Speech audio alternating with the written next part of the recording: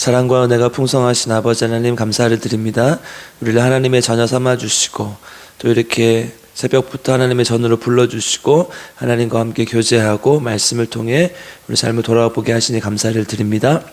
하나님 매일 주신 이 말씀을 통해서 우리의 심령과 삶이 변화될 수 있도록 도와주시고 하나님께 영광이 되는 삶 살 수 있도록 주님 도와주시옵소서. 오늘 토요일입니다. 거룩한 주일을 잘 준비하게 하시고 하나님 안에서 하나님께 영광이 되는 삶 살 수 있도록 주님 도와주시옵소서. 감사드리며 예수님의 이름으로 기도드립니다. 아멘. 오늘 우리에게 주신 하나님의 말씀은 사도행전 28장 30절에 31절 말씀입니다. 사도행전 28장 30절에 31절 말씀입니다.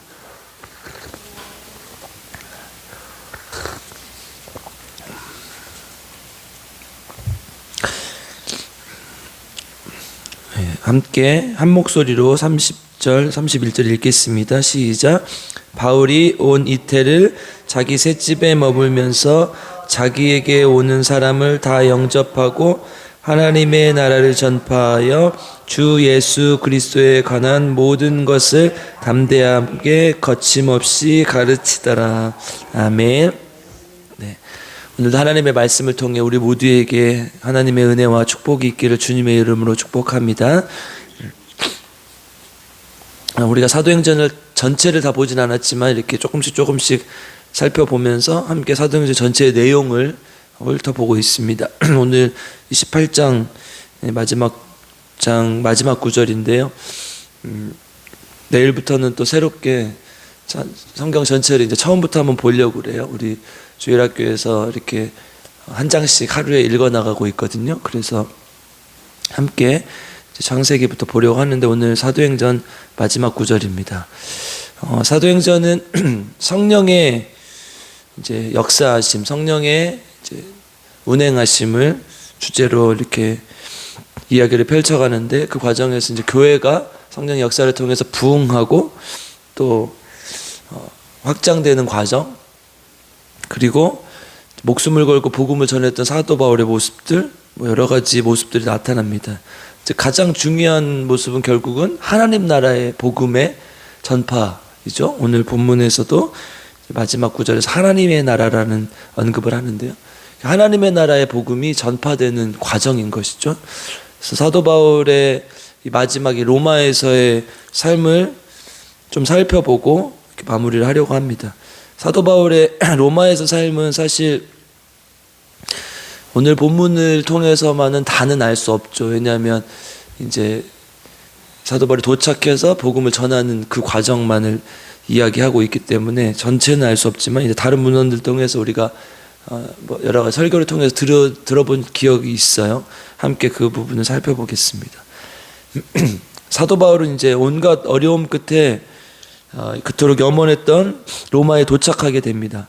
사실 이제 이 모든 과정을 살펴보면 성령이 사도 바울을 인도한 것을 알 수 있죠. 내가 원해서, 내가 염원해서 갔다기보다는 하나님께서 인도해서 여기까지 온 것으로 기록하고 있죠. 27장, 사도행전 27장 23절에서 24절 한번 읽어보겠습니다. 같이 읽겠습니다. 시작. 내가 속한 바 곧 내가 섬기는 하나님의 사자가 어젯밤에 내 곁에 서서 말하되 바울아 두려워하지 말라. 내가 가이사 앞에 서야 하겠고 또 하나님께서 너와 함께 항해하는 자를 다 내게 주셨도다 하였으니. 아멘. 바울이 온갖 어려움 속에서도 지금 로마까지 올 수 있었던 것은 결국 하나님께서 그때그때 성령의 감동을 통해서 또 환상을 보여주시고 가야 될 길들을 알려주셨기 때문에 여기까지 올 수 있었던 거죠. 그래서 사고가 나고 또 난파가 되고 배가 난파가 되고 또 여러 가지 온갖 어려움을 겪는 과정에서도 담대하게 이렇게 할 수 있었던 것은 성령이 그것을 알려주고 함께 하셨기 때문이었죠. 그래서 바울은 가는 곳마다 하나님의 역사를 볼 수 있었습니다. 그러니까 사람들이 이제 특별히 로마로 오는 배에서 또 그 과정을 보면 하나님의 역사를 보며 바울의 말을 신뢰했고, 또 나중에 바울이 이제 이렇게 처음에는 이렇게 하자 했을 때 하지 않았지만 나중에는 바울이 하자고 했던 대로 이제 그 일행이 따랐던 것을 볼 수 있습니다. 그래서 이제 결국은 이렇게 해서 사도 바울은 천신만고 끝에 이게 로마에 도착하게 됩니다. 그리고 이제 바울은 역시 로마의 병사들에게 갇히게 되죠. 로마의 병사들에 의해서 갇히게 됩니다.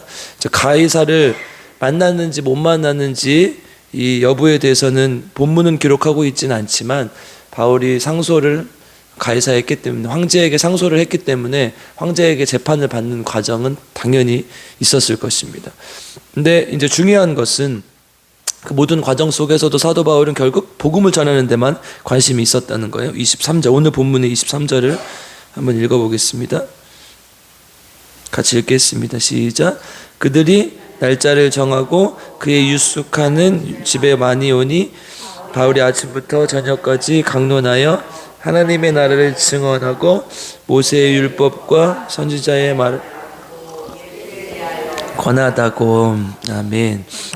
예수에 대해서 권하더라 이렇게 얘기를 하죠. 그러니까 사도 바울을 찾아오는 사람들이 많았고 아침부터 저녁까지 계속해서 말씀을 전했다고 지금 이야기를 하고 있죠. 그러니까 사도 바울은 갇힌 상태였지만 어느 정도 자유가 허락된 것으로 보여요. 이제 문헌을 보면 이제 시대를 생각해 보면 아마 로마의 클라우디우스 황제의 시대였을 것이라고 추측을 하는데 아마 거의 맞을 거예요. 근데 어쨌든 그 당시에는 사도 바울에게 이제 어느 정도 이렇게 자유를 줬고, 오늘 본문에 30절에 보면 이태를 자기 셋집에 머물면서 이렇게 기록하고 있죠. 그러니까 2해를 2년을 셋집에서, 그러니까 전셋집 우리로 말하면 돈을 주고 새를 사는 집에서 머물렀다고 기록했어요. 그러니까 사도 바울의 지금 동역자들을 통해서 사도 바울이 아마도 도움을 받았을 것이고 그 돈을 내면서 집에 머무르면서 가택연금을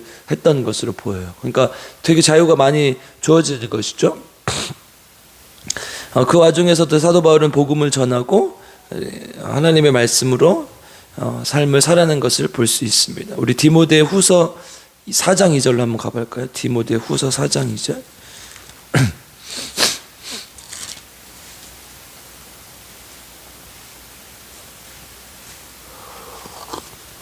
사도 바울이 맨 이제 마지막에 쓴 서신, 인생에서 가장 마지막에 쓴 서신으로 이제 알려져 있고, 또 로마의 감옥에서 썼던 것으로 이게 보여요.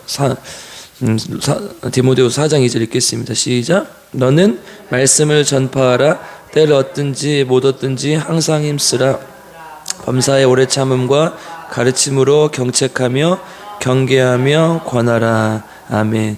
그러니까 사도 바울은 지금 하나님의 말씀을 전하는 삶은 자기가 스스로 삶으로 살아냈을 뿐만 아니라 계속해서 가르쳤던 거예요. 때를 얻든지 못 얻든지 하나님의 말씀을 증거하면서 살아라. 그래서 내가 감옥에 있든 어디에 있든 그것이 중요한 것이 아니다. 하나님 안에서 하나님의 말씀을 증거하는 삶을 살아라. 이렇게 얘기한 것이죠. 한 번뿐인 귀한 인생을 하나님의 복음으로 가득 채우고 싶었던 사도 바울의 마음을 우리가 읽을 수 있죠. 근데 바울에게도 이럼에도 불구하고 고민이 하나 있었죠. 우리 24절 오늘 본문으로 돌아와서 28장 24절을 한번 읽어보겠습니다. 시작.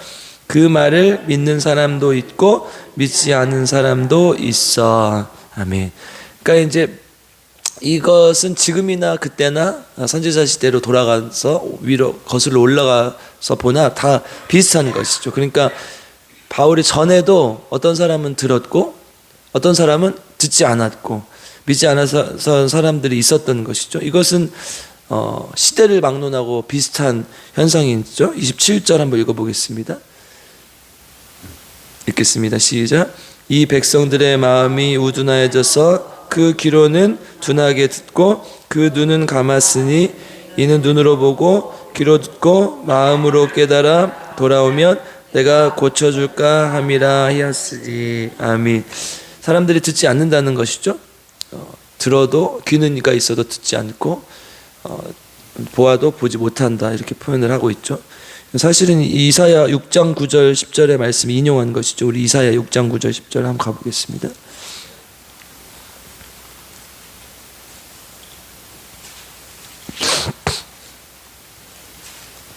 이사야 6장 9절에서 10절 말씀 함께 읽어보겠습니다.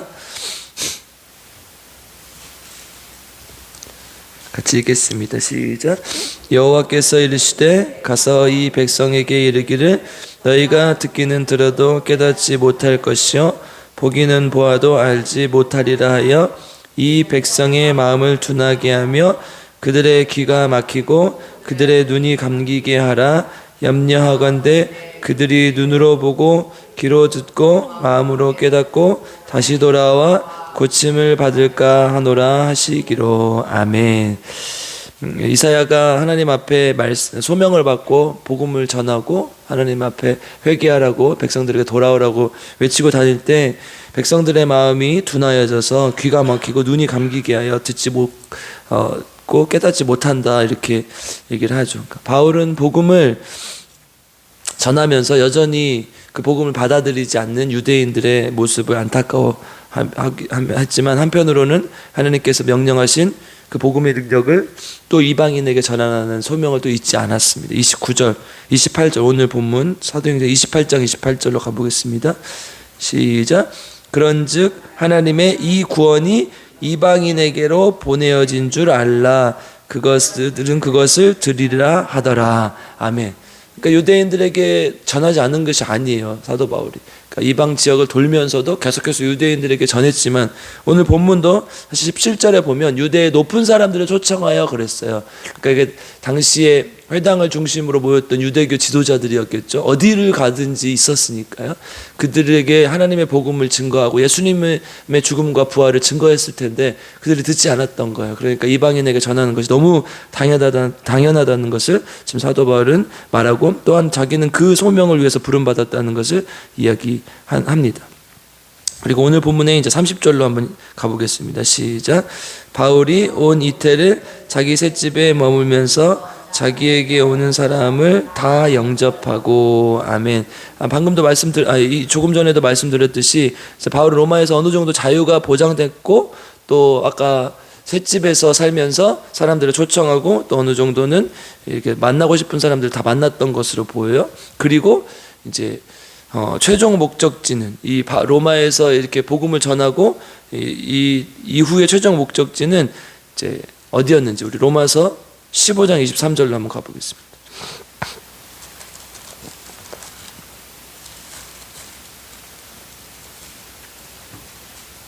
로마서 15장 23절입니다. 같이 읽겠습니다. 시작.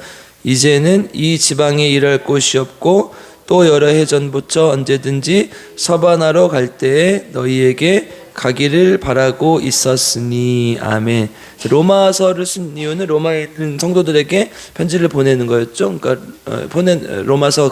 로마에 있는 성도들에게 보낸 편지였죠. 그러니까 내가 로마로 가는 것은 결국은 서바나로 가기 위함이다, 이렇게 얘기를 하고 있죠. 서바나는 스페인, 그러니까 중국어로 하면 시바냐, 이게 이제 중국어로 스페인인데 이걸 이제 한자 음역을 해서 우리가 서바나라고 이렇게 기록하죠. 그러니까 불란서는 프랑스죠. 그리고 서바나는 스페인이죠. 이게 한자 음역이죠. 그러니까 사람들은 지금 이 서바나를 당시의 사람들은 땅끝이라고 여겼어요. 그래서 사도행전 1장 8절에 보면 오직 성령이 너에게 임하시면 너희가 권능을 받고 예루살렘과 온 유대와 사마리아와 땅끝까지 이르러 내 증인이 되리라 그랬잖아요. 그래서 사도 바울의 마음속에는 로마가 최종 목적지가 아니라 하나님의 복음을 땅끝까지 증거하는 거였어요. 그래서 하나님의 인도하심을 따라, 성령의 말씀하심을 따라서 이렇게 로마로 오고 또 스페인까지 간 것으로 보이죠. 그러니까 실제로 다른 문서들을 보면 로마에서 어느 정도 자유로움이 허용되어서 마케도니아를 거쳐 서바나를 여행하고 온 것으로 이제 어떤 문헌은 기록을 하고 있어요. 그러니까 바울은 이렇게 어느 정도 자유롭게 구금이 되어 있었고 전도여행까지 할 수 있었다는 것을 우리가 알 수 있죠. 그런데 여러분들이 듣기로 사도 바울이 어떻게 죽었다고 들었습니까? 순교했다고, 로마에서 순교했다고 들었어요. 왜 이런 일이 일어요? 지금 여기를 보니까 되게 자유롭게 뭔가 하고 있었는데 이런 의문이 들어야 정상이죠? 그런데 왜 그랬냐? 황제가 바뀌어요. 그래서 우리가 잘 아는 이제 아까 클라우디우스 황제에서 우리가 잘 아는 아주 악명 높은 네로라는 황제가 돼요. 그러니까 네로 때 시작된 게 뭐예요? 기독교의 박해가 시작되죠. 그러니까 당시에 로마에 아주 큰 불이 났었어요. 로마에 대화재가 있었는데 이제 어떤 이제 역사학자들은 네로 황제가 좀 정신이 이상해서 너무 재미가 없으니까, 인생이 너무 재미가 없으니까 로마 시내에다 불을 지르고 그걸 구경했다고 하는 이제 학자들도 있고, 이제 그냥 우연히 로마에 큰 불이 났는데 그것을 이제 누군가 저질렀다고 해야 이제 일이 해결이 되니까 그거를 기독교인들이 저질렀다고 한 거예요. 그 화재 사건을. 그래서 이제 로마에서 기독교인들을 추방을 시켜요. 아주 많은 사람들을. 그래서 우리가 이제 브리스길라와 아굴라 부부도 그때 이제 추방되었던, 로마에서 추방되었던, 로마에서 왔다는 기록들이 있어요. 성경에 보면. 아마도 그때 로마에서 추방되었던 무리들 중에 하나였을 것이다. 이렇게 추측을 하는 거죠. 그러니까 이제 그 이후로 네로 황제가 기독교인들을 박해해요. 죽이고 사람들을 또 뭐 원형 경기장에 가두어서 사자와 싸우게 하고 사자 밥으로 주는 거죠. 그렇게 했어요. 그러니까 이때 베드로도 로마 황제에게 끌려가서 이제 복음을 전하다 끌려가서 십자가에 못 박혀 죽는 것이죠. 아마 이제 당시에 로마의 정중앙에 저는 아직 로마를 가보진 않았지만 또 가보고 싶지만 어쨌든 정중앙에 감옥이 있었던 것으로 보여요. 그리고 그 감옥은 굉장히 열악했던 것으로 보여서 뭐 이렇게 쇠사슬로 묶으면 녹이 슬고 하니까 막 파상풍에 걸렸던 뭐 기록 이런 것들이 있는데, 이제 베드로가 그 감옥에 갇히고 이제 나는 예수님께서 십자가에 못 박혀 죽으셨는데 난 그냥 죽을 수 없다. 그래서 어떻게 죽었다고 기록해요? 외경에 보면 거꾸로 십자가에 매달려 죽었다고 이제 기록을 하죠. 그러니까 성경에 나오지 않지만 다른 문서들을 보면 이런 것들이 나온단 말이죠. 그러니까 바울도 이 황제가 바뀌면서 온갖 고생을 하다가 순교했던 것으로 보여요. 이게 이제 바울의 마지막 이야기예요. 그러니까 이런 것들이 우리 성경에는 기록되지 않지만 사실은 이제 사도 바울이 이렇게 살았던 것이죠. 그런데 로마에서 바울의 고생과 죽음을 기록하지 않은 이유는 우리가 이 바울의 죽음에 매몰될 경우에 하나님의 복음이 거기서 끝나버릴 수도 있겠다는 생각 때문이었던 것으로 보여요. 그러니까 우리에게 중요한 것은 바울의 죽음보다 예수 그리스도의 죽음과 부활이죠.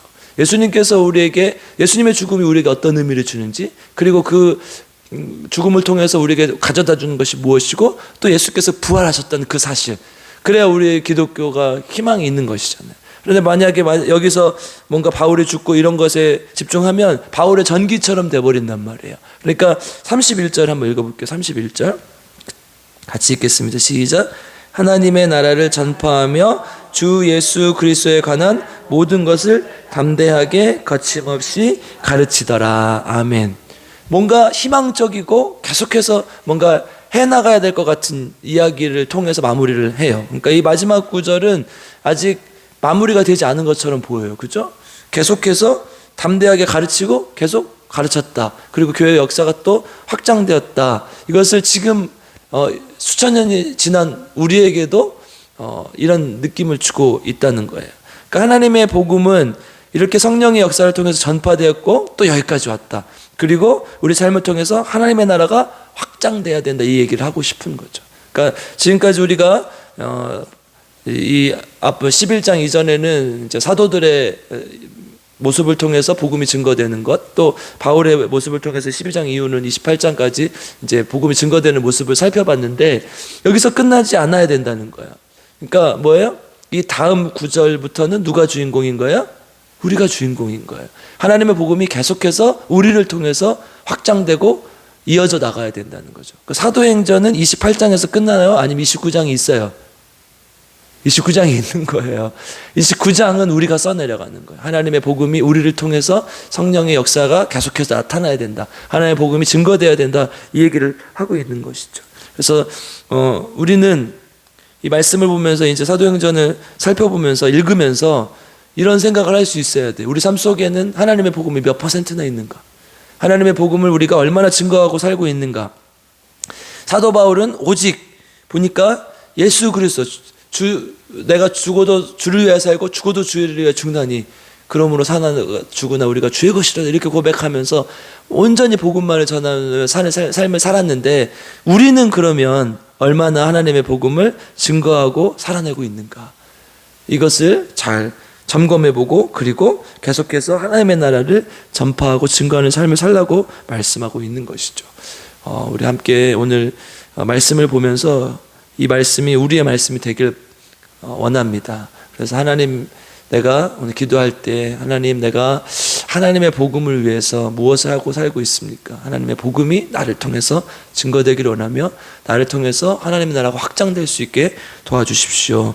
이렇게 결단하고 기도하며 하나님의 나라를 확장해가는 저와 여러분 되기를 주님의 이름으로 축복합니다. 함께 기도하겠습니다. 사랑과 은혜가 풍성하신 아버지 하나님, 감사를 드립니다. 하나님께서 우리를 사랑하셔서 하나님의 자녀 삼아주시고 또 이 자리로 인도하여 주셔서 하나님의 복음을 또 살펴보게 하시고 또 증거하는 삶을 살게 하시니 감사를 드립니다. 사도행전의 말씀을 통해서 우리가 얼마나 하나님의 복음을 우리 삶 속에서 증거하고 있으며 또 우리 삶으로 살아내고 있는지 다시 한번 점검해 봅니다. 주님, 도와주셔서 목숨을 걸고 또 우리의 삶을 전체를 다 들여서 하지는 못할지언정 그 마음으로 하나님의 나라를 전하고 증거하며 살 수 있도록 주님 인도하여 주시옵소서. 그래서 정말 나를 통해서, 우리 교회를 통해서 하나님의 나라가 확장될 수 있도록 주님 인도하여 주시옵소서. 주님, 특별히 교회를 위해서 기도할 때 우리 교회가 순례자의 교회, 생명을 전하는 교회, 성령 충만한 교회가 될 수 있도록 주님 인도하여 주시옵소서. 특별히 오늘 주일을 준비하는 귀한 날인데 내일 주일, 거룩한 주일 잘 준비할 수 있도록 특별히 창립 기념일로 지키고, 또 원로 목사님 은퇴와 원로 목사 추대식이 있을 텐데 잘 준비하여서 우리 모두에게 기쁨이 되게 하시고 하나님께 영광이 될 수 있도록 주님 인도하시고 함께하여 주시옵소서. 또한 하나님 도와주셔서 이 나라 민족이 하나님 말씀 안에서 바로 서게 하시고 하나님을 경외하는 민족, 하나님을 온전히 섬기는 민족 될 수 있도록 주님 인도하여 주시옵소서. 세계 열방 가운데 하나님의 복음이 임하게 하셔서 하나님, 죽어가는 많은 사람들, 기근과 전쟁에 시달리는 국가들의 하나님의 자비와 긍휼이 임할 수 있도록 주님 인도하시고 함께하여 주시옵소서. 또 각 가정을 위해서 기도할 때에 하나님 도와주셔서 각 가정이 믿음으로 살아나게 하시고 하나님의 능력이 나타나는 가정들 될 수 있도록 주님 인도하여 주시옵소서. 주님께서 모든 것을 함께 하실 줄 믿고 거룩하신 예수님의 이름으로 기도드립니다. 아멘. 우리 주여 세 번 부르고 함께 기도하겠습니다. 주여, 주여, 주여.